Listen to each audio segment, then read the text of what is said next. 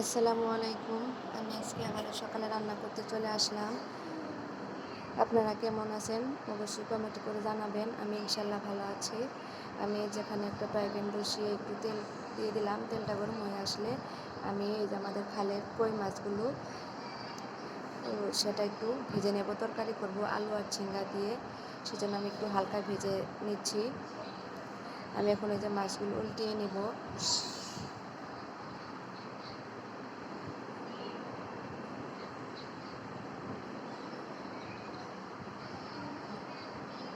আমার মাছগুলো ভাজা হয়ে গেছে। আমি এখন মাছগুলো উঠিয়ে নেব। আর 2-3টা মাছ আমি রেখে দেব ওগুলা ভাতে খাওয়ার জন্য, সেজন্য আর একটু ভালো করে ভেজে নেব। আমার তো মাছ ভাজা হয়ে গেছে। এখন আমি একটা কড়াই বসিয়ে তেল দিয়ে দিলাম, তারপর দিয়ে দিলাম পেঁয়াজ আর মরিচ দিয়ে ভালো করে একটু ভেজে নেব। একটু ভাজা হলে আমি এটার ভিতরে একটু লবণ দিয়ে দিব। আমি লবণটা আগে দিয়ে দিই যাতে পেঁয়াজটা তাড়াতাড়ি ভাজা হয়। তারপরে একটু পানি দিয়ে দিলাম। পানি দিয়ে আমি এখানে একটু জিরা বাটা দিয়ে দিলাম। তারপর এই যে হলুদের গুঁড়া, মরিচের গুঁড়া, ধনে গুঁড়া দিয়ে মশলাটা ভালো করে কষিয়ে নেব। কষানো হয়ে গেলে আমি এটার ভিতরে আলু আর ঝিঙ্গা দিয়ে দিব। আলু ঝিঙ্গাটা ভালো করে আমি কষিয়ে নেব। নাড়াচাড়া দিয়ে মশলার সাথে মিশিয়ে আমি এখন ঢাকনা দিয়ে ঢেকে দেব। এই তো আমার আলু ঝিঙ্গা থেকে একটু পানি বের হয়েছে, সেজন্য আমার কষানো হয়ে গেছে। আমি এখন পানি দিয়ে দেব। পানি দিয়ে যে মাছগুলো ভেজে রেখেছিলাম সেটা দিয়ে দেব। এই দিকটাও আমি কাতলা মাছের মাথা রান্না করব, সেজন্য আমি মাছগুলো হালকা একটু ভেজে নিচ্ছি।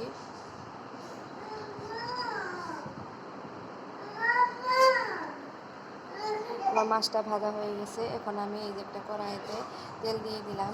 তারপর একটু পেঁয়াজ, একটু মরিচ দিয়ে একটু ভেজে নেব। তারপরে এই যে স্বাদ মতো লবণ দিয়ে দিলাম।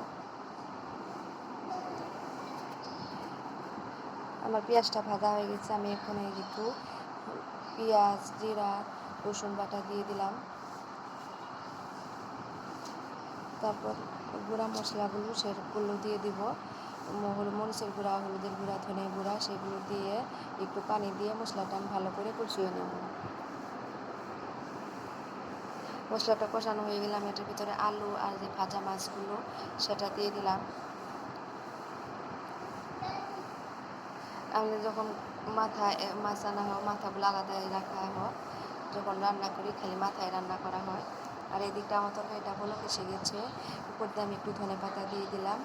আমি একটু লবণ চেক করছিলাম যে লবণটা ঠিক আছে কিনা, আবার ঢেকে দিয়ে দিলাম। আর এই দিকটাও মাছটা কষানো হচ্ছে, একটু উল্টিয়ে দিলাম যাতে ভিতরে লবণ মরিচ সব কিছু একটু ঢুকে। আবার ঢাকনা দিয়ে ঢেকে দিয়ে তো আমি আবার ঢাকনা খুলে তো পানি দিয়ে দিলাম। আর এই দিকটাও আমার মাছের তরকারিটা হয়ে গেছে।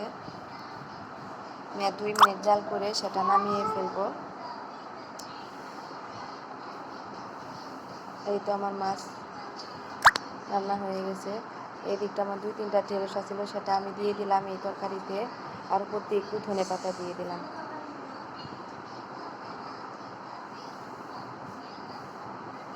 তার উপর দিয়ে একটু আমি জিরা গুঁড়া দিয়ে দিলাম।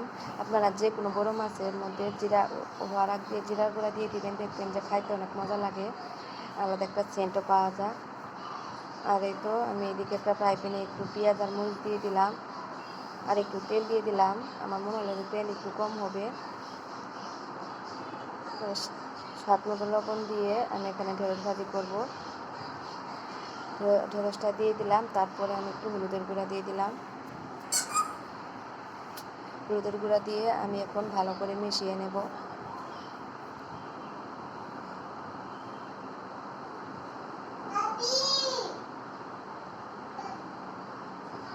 আমি এখন ঢাকনা দিয়ে ঢেকে দিব। এই যে আমার ঢেঁড়স ভাজাটা কড়াই হয়ে এসেছে।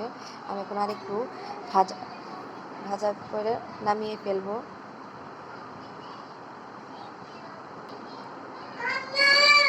এই দিকটা আমার তরকারিটা হয়ে গেছে। এই যে আমার তরকারি, এগুলো আমাদের সকালের